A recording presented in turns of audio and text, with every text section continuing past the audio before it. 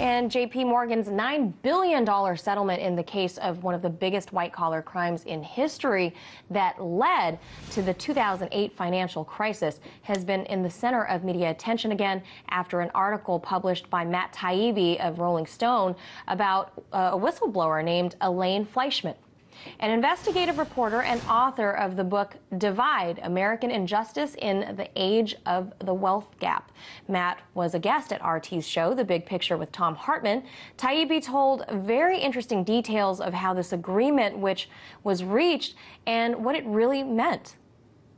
A little over a year ago, on September 24th of 2013, the Justice Department was prepared. They had actually scheduled a press conference in which they were going to announce a sweeping civil complaint against JPMorgan Chase that would have named names and dates and outlined all the facts of the case.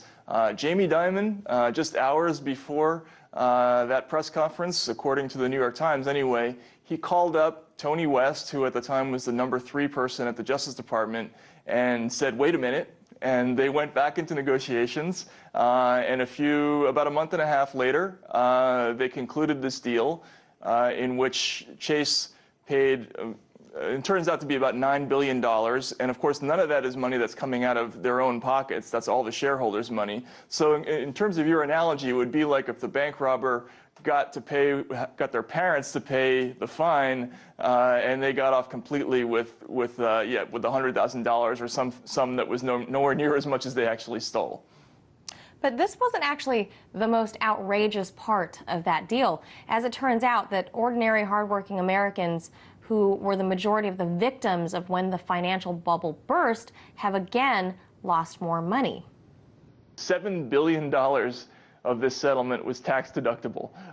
So that means that you and me and every other American taxpayer, we actually coughed up about $2.4 billion of the settlement for JPMorgan Chase. Now, an ordinary person, when they suffer a criminal penalty, they cannot deduct that from their taxes. But because the government very specifically did not call this a penalty in the settlement, they left it unspecified, and it turns out to be what they call a remedial payment.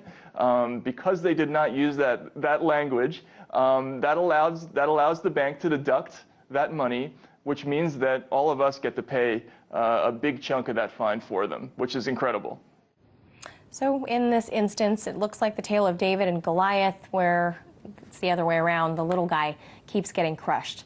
You can see all of Thom Hartmann's interview with Matt Taibbi on YouTube /The Big Picture.